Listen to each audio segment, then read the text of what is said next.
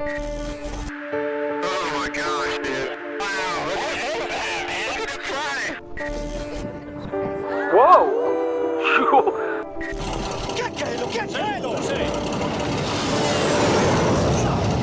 If you tell the people the truth about this, you will lose all credibility because the truth is much less believable than the fiction we're selling. By October 1954, we had mastered what's called gravity control, which most engineers at MIT and elsewhere do not think we can do today. But that was in a deeply classified project. Now, how do I know that? Because one of the people on my team, Richard Foch, who is the top scientist at the largest Department of Defense lab, the Naval Research Labs, but was on my team for many, many years. He was in the vault and saw the papers that proved and stated October 1954 is when we mastered gravity control. Ironically, that in 1955, Eisenhower started the U.S. interstate highway system, and by that date, we didn't need highways. Isn't it astonishing to think that as far back as 1954, humanity had already unlocked secrets of gravity that modern science still struggles to acknowledge? Dr. Greer introduces us to a revelation that challenges our understanding of physics and engineering. But why, after mastering such groundbreaking technology, did we continue to build highways instead of skyways? What does this tell us about the secrets held by our governments? How might our world have evolved if gravity control technology had been made public instead of being concealed? Look, the reason it's being kept so secret is because the technologies behind how those objects move. They have no jets. They have no rockets. They're not an internal combustion engine, and they most certainly don't have a nuclear power plant on them because there's no heat signature, and nuclear power fission is hot. When you look at them, you realize it's a whole new physics, a whole electromagnetic propulsion type system using very high voltage systems similar to what Nikola Tesla and other people stumbled across in the early 20th century.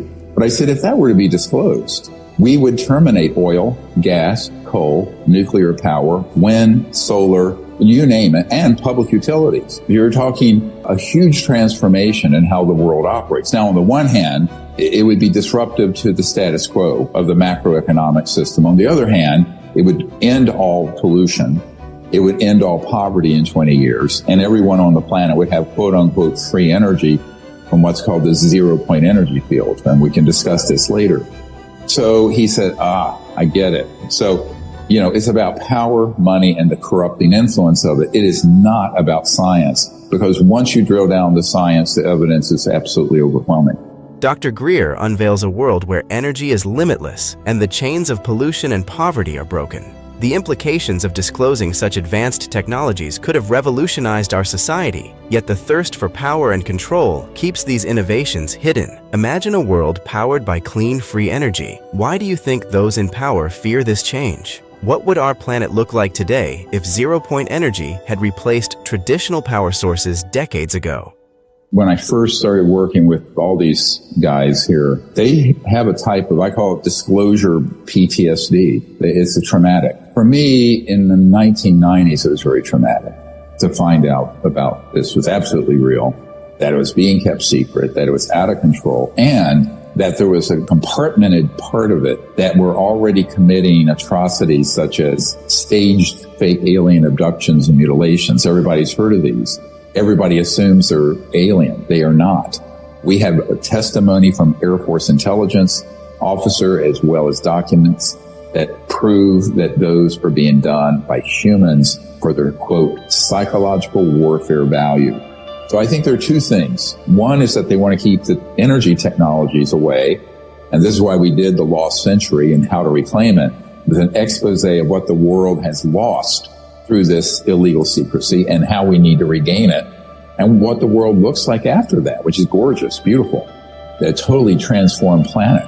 If we no longer had to have any polluting sources of energy, the energy itself was free once you had the device, the zero-point generator system, and poverty around the world would vanish in a generation, about 20 years. But there's some big stakeholders, right? Hundreds of trillions of dollars at stake. So this is where you get into a real power struggle, which is what this issue is. The other part of it is that if you look at sort of the lockdowns and global control that happened, can I be blunt? I know for a fact that was a beta test for what they're wanting to do on this issue.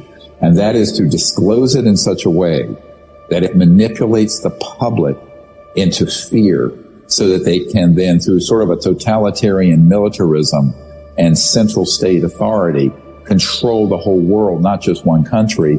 As Reagan said, wouldn't our job of creating world unity be easier if we had a common alien threat to fight? So this is why they've spent so much time making, bad Hollywood movies and UFO conferences and staging these ridiculous abductions, which are gruesome, and there are terrible victims of those. But they're not being done by extraterrestrial beings. They're being done by what's called stagecraft, using advanced man-made ET-looking craft, but they're not ET. The concept of disclosure PTSD sheds light on the psychological toll that harboring such monumental secrets can take on individuals. Dr. Greer's narrative reveals a sinister side to secrecy, where staged events manipulate public perception for psychological warfare. How deep does this rabbit hole go, and what are the real motivations behind keeping such transformative technologies under wraps? Could the staging of alien abductions be a smokescreen for something even more significant the governments are hiding? One of my jobs is to warn the public and these officials of this sort of subterfuge and gaming of the subject, which is completely dishonest. Now, luckily, people like Congressman Burchett and others have said, look, if these civilizations were hostile, we'd be a charcoal floating through space. I mean, clearly, if you're tens of thousands to a million years more advanced technologically than we are, if they were outright hostile to us, it would just be over. I think, however, things get misconstrued. Let's take, for example, all the nuclear silo cases. Well, it turns out these ET craft, the real ones, are concerned about those systems because if they were launched in a war, it would destroy life on Earth, and they view life on Earth as a very special place. Secondly, when you detonate a thermonuclear weapon, it puts out not only an electromagnetic pulse everybody knows about, it puts out what Tesla described as a scalar signal.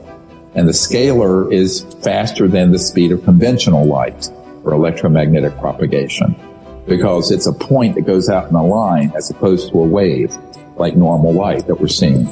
So those disrupt extraterrestrial communications and travel.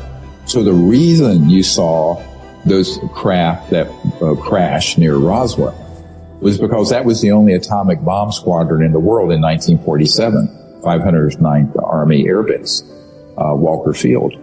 Dr. Greer challenges the narrative of hostility traditionally associated with extraterrestrial life. If advanced civilizations wanted harm, wouldn't they have acted by now? This perspective invites us to reconsider the narrative of fear and to think critically about the motives behind it. How might acknowledging our place in a broader, peaceful cosmic community change the way we see ourselves and our planet? If extraterrestrial beings are concerned with our nuclear capabilities to the extent of intervening, what does this imply about their intentions towards human life and Earth? I would not share things except I can back it up, which is why I gave the House Oversight Committee, the Senate Intelligence Committee, the Pentagon, the White House, the hard drive with terabytes of this data on it, including the witness testimonies, where all the facilities are, images of what the ET craft looked like we down, what the bodies look like from the description of firsthand military witnesses who handled them with a forensic artist drawing it. We provided all this. So I think at this point, anyone who would have a cursory glance through that data would go, my God. Now, yes, I will say, I was warned in 1991 by an intelligence officer. He said, if you tell the people the truth about this, you will lose all credibility because the truth is much less believable than the fiction we're selling. That is a real catch-22. Do you tell the truth and lose credibility? Or do you tell some kindergarten version of the truth to placate people? I am not doing the latter.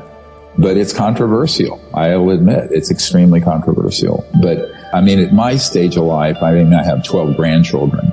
I'm 68 years old. I'm not someone who feels like I need to pitter-patter around the tulip garden, right? What our goal is that enough is put in place in the next 6 to 12 months that the actual ET bodies, craft, and man-made assets are first acquired and shown to the members of Congress and White House, and then to the world's public. I think it's achievable in the next year or so if we aren't diverted. With evidence handed over to the highest levels of government, Dr. Greer stands at the forefront of one of the most pivotal disclosures in human history.